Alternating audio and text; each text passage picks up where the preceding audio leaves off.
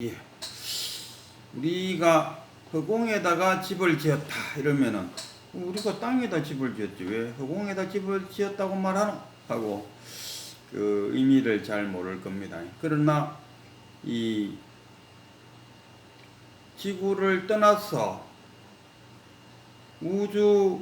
우주선에서 지구를 바라보면은 이 지구가 허공에 떠 있다 아닙니까? 그 허공에 떠 있는 지구 위에다가 집을 지었으니 이걸 허공에다가 집을 지었다고 말해도 틀린 말은 아니다 이런.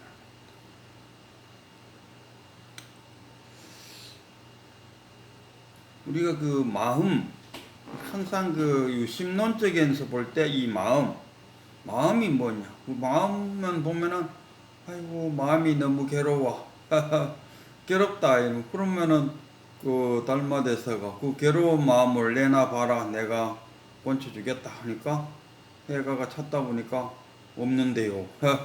내가 이미 다 치료했느니라. 우리가 마음 하면은 뭐 슬픈 마음, 기쁜 마음, 즐거운 마음 다 마음이 따로따로 있는 거라 생각하지만은 그게 다 한 마음이잖아요. 그러니까 마음법 일기 아니 마음법이 하나로 들어와. 마음이란 건 하나밖에 없다니까. 그 하나에서 슬픈 마음도 나오고 기쁜 마음도 나오고 뭐 즐거운 마음 뭐 수억만 가지가 나온다 하겠습니까? 백비가 나온다 백비. 우리 그 부처님은 그 나가 뭐냐 무아가 뭐냐 했을 때 오원이다.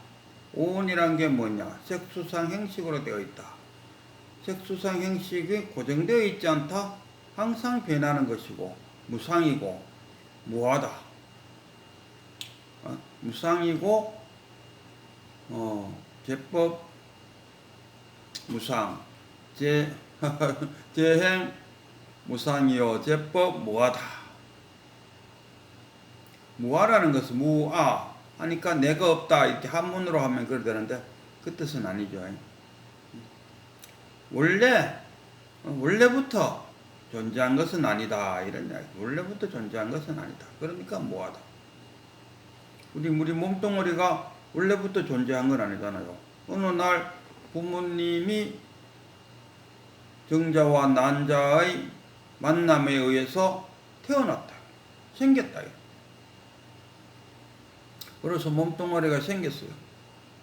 시절 인연에 따라 이 몸뚱어리를 바꿔 보이긴 해 인간으로 태어났어요. 동물로도 태어날 수 있고 식물로도 태어날 수도 있는데 시절 인연에 따라서 연기법에 따라서 태어나서 보니까 인간으로 태어났더라 이런 이야기가 되겠죠. 그래서 인간으로 태어나고 점점 자라면서 내라는 생각이 들죠. 자아가 생기죠. 그래서 나는 남보다 잘나야 되고 뭐 맛있는 거 먹어야 되고 뭐 이런저런 나를 유지하고 보존하고 발전시키고 싶은 욕망이 생긴다 아닙니까? 거기서 뭐가 발달해 나오냐 하면 자아, 칠식, 유식론으로 보면 칠식이 발달한다. 그러다가 시절 인연에 다 돼서 죽었다.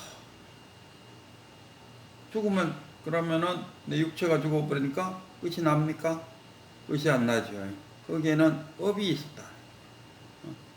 업은 저기 바다에 빠뜨려도 물젓지 않고 불에 태워도 타지 않는 업장이 있다.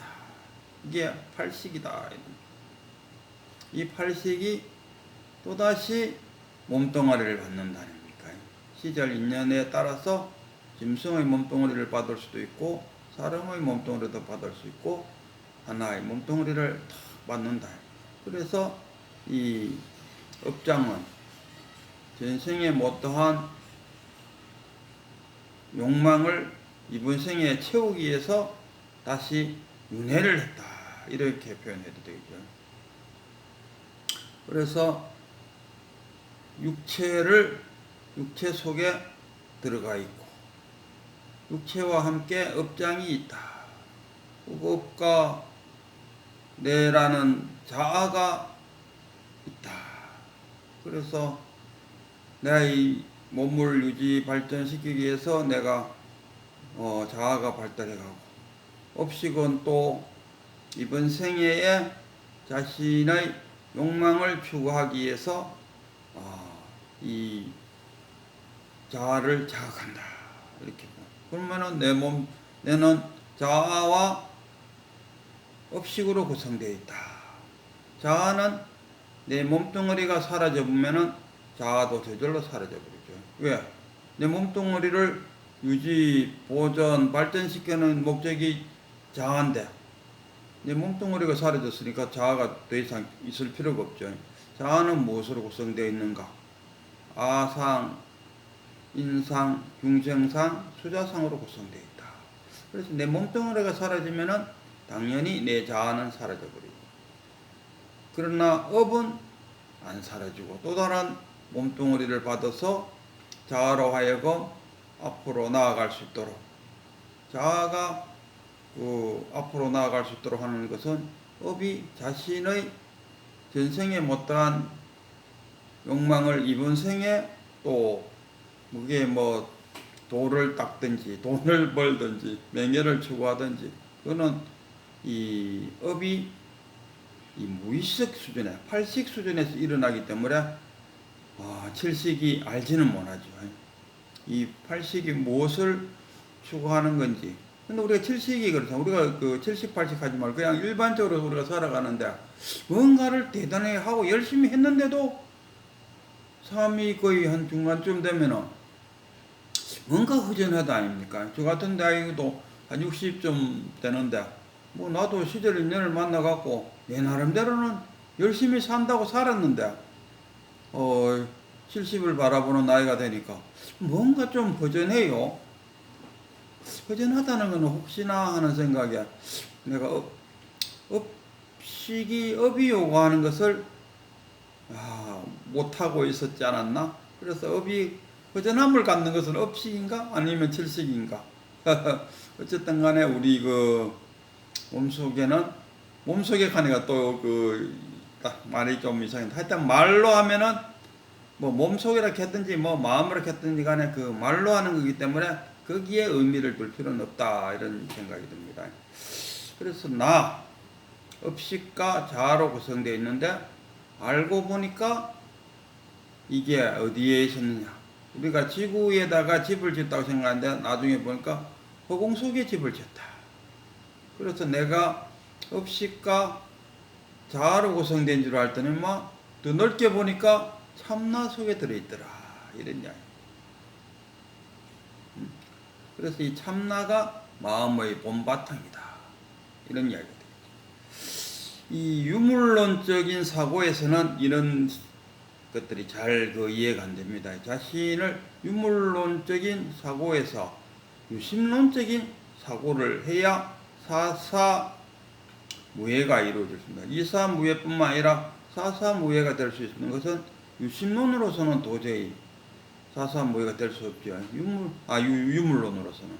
유심론이 돼야 사사무예를 안다 아닙니까? 계자씨가 계자씨 속에 뭡니까? 백두산에 들어갈 수 있다. 호랑이와 토끼와 어깨동무하고 있다. 기차가 하늘을 날고 구름이 땅 위를 뻘뻘 걸어다니고 있다. 이것이 가능해지려면 유물론적인 사고로서는 힘들죠. 그러나 유심론적인 사고면은 가능하다. 사사무예나 이사무예면은 다 되는 이야기입니다. 온 세상이 지금 핸드폰 속에 다 들어간다. 우리가 영국에서 하는 축구를 영국까지 안 가도 핸드폰 속에 다 들어가 있다. 이 또한 사사무예로 보면 되죠. 그래서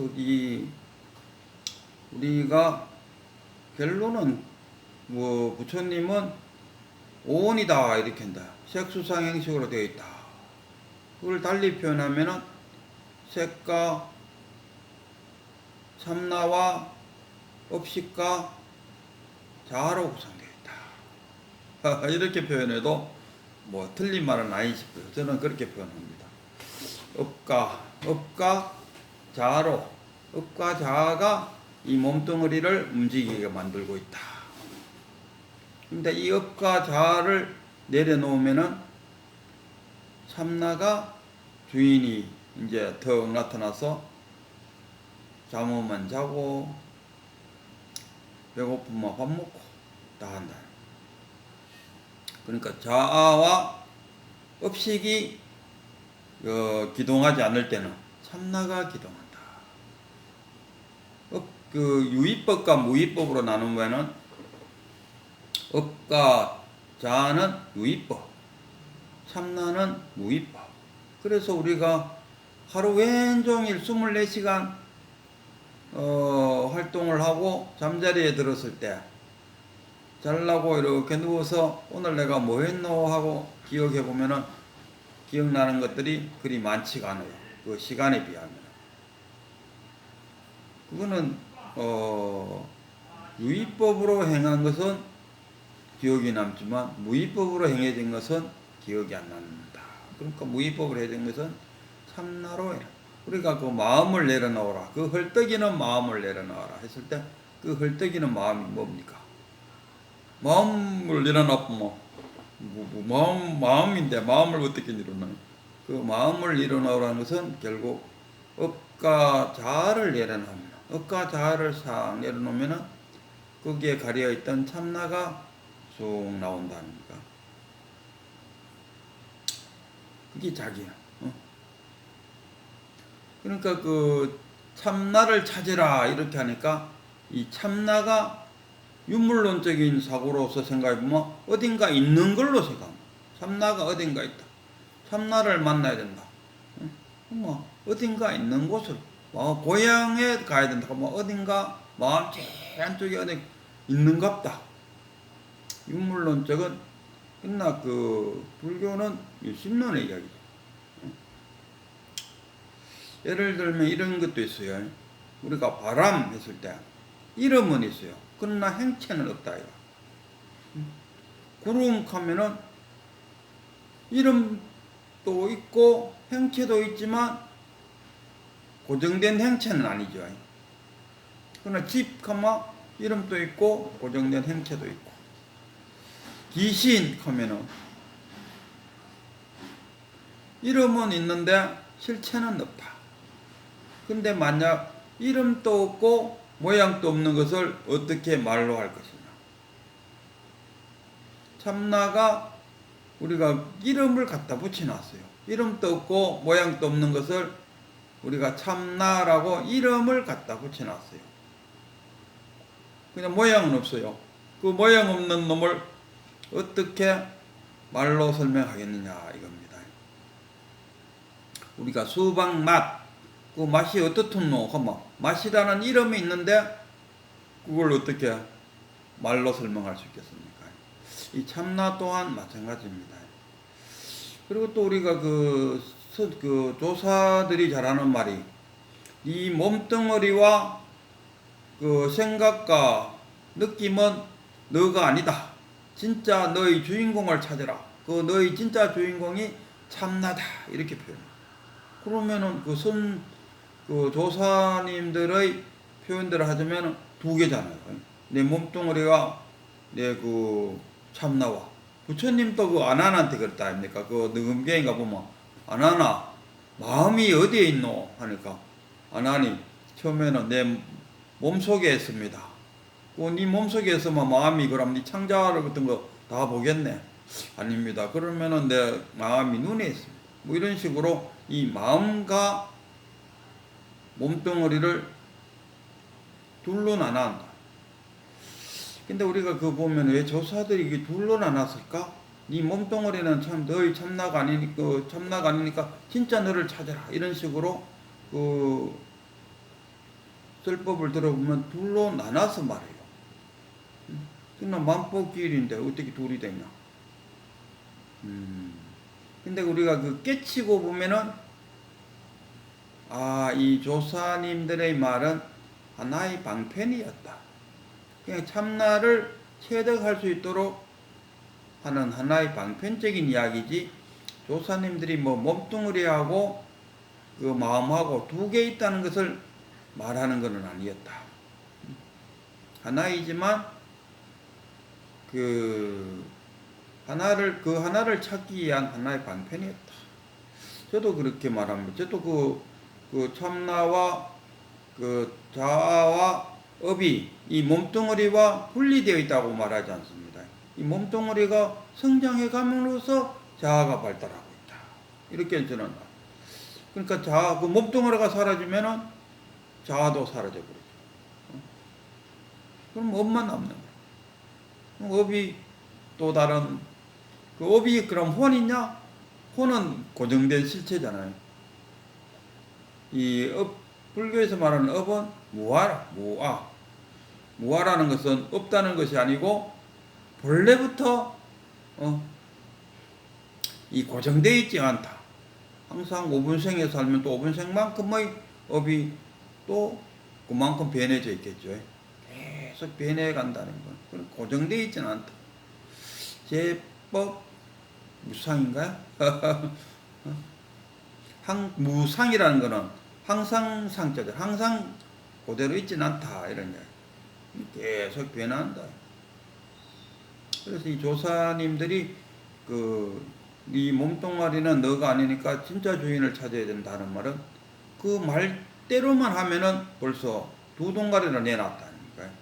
그러나 그거는 조사님들이 참나를 찾아라는 하나의 방편설법이다 이렇게 보면 되고, 나중에 깨치면 하나다라는 것을 알게 될 것입니다.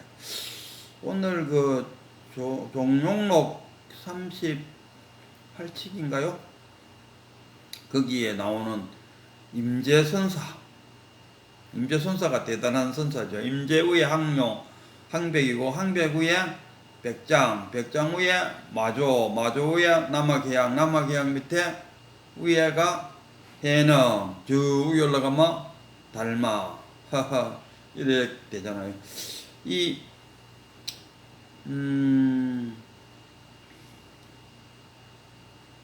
임재가 임재종을 만들었죠. 그러니까 그 백장부터 시작한 백장의 제자가 위선가 앙산이 있는데 이 위양종을 만들었다니까. 최초로 이 위양종을 만들었는데 그 이후에 맨 그 갈래에 있던 임재가 임재종을 만들었어요. 이 임재종이 어느 정도, 우리가 지금 한국 불교도 임재종입니다. 임재종이라 한다 하면 우리나라에 비교한다면 한강쯤 되는 거죠. 모든 그 강물 물줄기들이 한강에 다 들어와 버렸다. 우리 경상도 쪽에 하면 낙동강이었다.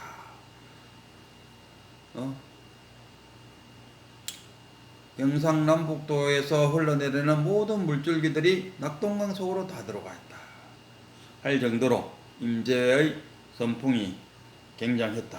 임재 때는 조금, 임재가 워낙 맑은 사람이고 워낙 뛰어난 사람이니까 임재 밑에 별로 사람들이 안 모였어요. 그러나 임재 밑에 풍열쭉 와갖고는 다다시 임재종이 풍성해졌죠. 우리나라 이율곡이 오늘날 그 돈에 찍힐 정도로 유명한 학자가 됐는데, 물론 학자 자체도 훌륭했지만은 그보다 더 훌륭한 것은 이율곡보다 더 훌륭한 제자들을 많이 배출했다. 그래서 자기 스승인 이율곡이 더욱 빛나게 되었다. 임재의 임재종도 마찬가지입니다. 임재가 훌륭한 선사이면 틀림없지만 그 밑에 자신들의 제자들이 더욱 훌륭한 제자들이 많이 나왔다. 그런 임재였어요. 그러니까 임재가 이제 법당에 탁 올라가서 한마디 했죠. 지인이 무인이 초심자의 얼굴을 들락거리고 있으니까 그 지니 무인을 잘 찾아보시오. 이렇게 표현했어요. 얼굴로 들락날락거린다. 얼핏 들으면 이제 초심자들 듣기에는 지니 무인이 얼굴로 들락날락거리니까 그 지니 무인을 잘 찾아보시오. 이렇게 들어. 그러니까 그 한 스님이 질문을 했어요. 스님, 진이 무인이 무엇입니까? 하고 물으니까 임재선사가 보통 같았으면 뭐 단상에 앉아갖고 화를 했을 건데 직접 몸소 내려와서 그 스님의 맥살을 팍 잡으면서 말해봐라 하니까 아무 뭐 말하려고 해도 뭐 입만 달서 그러지 뭐 할 이야기가 없다 아닙니까? 그래서 임재가 다시 그 스님을 뒤로 탁 밀치면서 무슨 진이 무인이라고 무이진이고 이 똥막대기 같은 똥막대기 같은 것 이렇게 표현했어. 그러면은 우리가 그 선적으로 볼 때 우리가 오도 가도 못하게 은산철벽 속에 탁 갇혀갖고 그 모든 망상을 탁 끊고 딱 그 자리를 바라보도록 탁 하는 게 파정이잖아요. 이런 걸 갖다가 그 살인도를 탁 휘둘러 갖고 망상을 한 칼에 다 베어버리고 거기서 참나를 탁 발견하도록 하는 게 파정. 반면에 이제 와서 웩살을 잡고 있다가 뒤로 밀치면서 무의진은 무슨 무의진이 이 똥막대기 같은 소리 하면서 그 스님의 사고를 열어준 것이 우리가 방행이라 방행 그 할인도 근데 이 임재의 그 본문에 대해서 한마디씩 한 사람은 어떻게 임재가 둘로 나눴느냐 그 무의진인이 얼굴로 들락날락거린다 하면 그러니까 무의진이니까 몸뚱어리로 똥마치 그 부처님이 마음이 어디 있노 하니까 안 하니 뭐 내 몸속에 있습니다 눈 속에 있습니다 하는 말하고 똑같다. 그럼 임재가 말아 무의진인이 얼굴을 들락거리니까 잘 보라 이렇게 했는데 둘로 본다입니까? 근데 저는 이렇게 가만히 읽어보니까 그게 아니고 우리가 얼굴을 들락거린다는 이야기는 한 생각이 떠오르면 얼굴 색깔이 달라집니다. 흥분하면 얼굴이 벌개지고 놀라면 얼굴이 창백해집니다. 그러니까 얼굴이 들락날락 거리니까 거기에 뭐가 있습니까? 자극이 있으면 그게 작용이 나타나는 그게 뭡니까? 참나이고 무의진이고 본래 면목이고 그런 거 아니겠습니까? 본래 면목, 참나, 불성, 또 이름이야 뭐 어떻든 간에 이름을 뭘로 갖다 붙이는지 그거는 뭐 문제가 뭡니까? 즉각 요래를 볼 것 상이 아님을 알 때 즉각 요래를 볼 것이다 하듯이 이름일 뿐이잖아요. 그죠? 뭐라 했든 간에 참나라 했든지 뭐 본래 면목이라 했든지 성품이라 했든지 뭐 그것이 얼굴에 나타난다. 생각 있는 곳에 마음 있다. 저는 그 말이 참 좋았어요. 생각 있는 곳에 마음 있다. 한 생각이 한 마음 있다. 그래서 이 임재가 말한 얼굴로 들락거린다는 말은 뭐 혼이 있어갖고 혼이 뭐 얼굴 속으로 들락날락거리는 아니면 업이 있어갖고 업식이 들락날락거린다 이런 이중적인 둘로 표현한 것이 아니고 얼굴로 들락거린다는 것은 얼굴에서 작용이 일어나고 있다 이런 이야기. 얼굴에서 작용이 일어나. 그 작용을 잘 살펴보면 거기에 본래 면목이 있고 참나가 있고 그런 이야기가 있습니까? 이렇게 탁 했을 때, 자, 내가 그 참나를 보여주겠다. 참나가 보이느냐? 이렇게 하는데도 참나가 작용을 하고 있는데도 참나가 작용하는데 참나를 못 느낀다 그러면 우리가 말하는 이 몸뚱어리가 송장이잖아요. 송장이 움직이고 있어요. 죽은 송장도 움직이나? 못 움직인다. 산 송장만 움직이고 있다. 이 움직이는 이 작용이 일어나는 것은 어떻게 일어? 여기에서 참나를 봐야 된다. 여기 참나가 있다. 그래서 이 임재가 말한 얼굴을 들락거리는 무의진인을 찾으라 했을 때 얼굴에 작용이 일어나는 거기서 참나를 보라는 이런 뜻이었을 건데 후대의 사람들은 얼굴을 드나드는 그 원문에도 그렇게 적혀가 있어요. 원문에도 한문으로 보니까 뭐 얼굴로 들락거리는 무의진인을 찾아라 이렇게 돼 있는데 얼굴로 들락거리는 무의진인이 아니고 얼굴에 나타나는 작용에서 참나를 찾아라, 무의진인을 찾아라, 본래 면목을 찾아라 그런 이야기가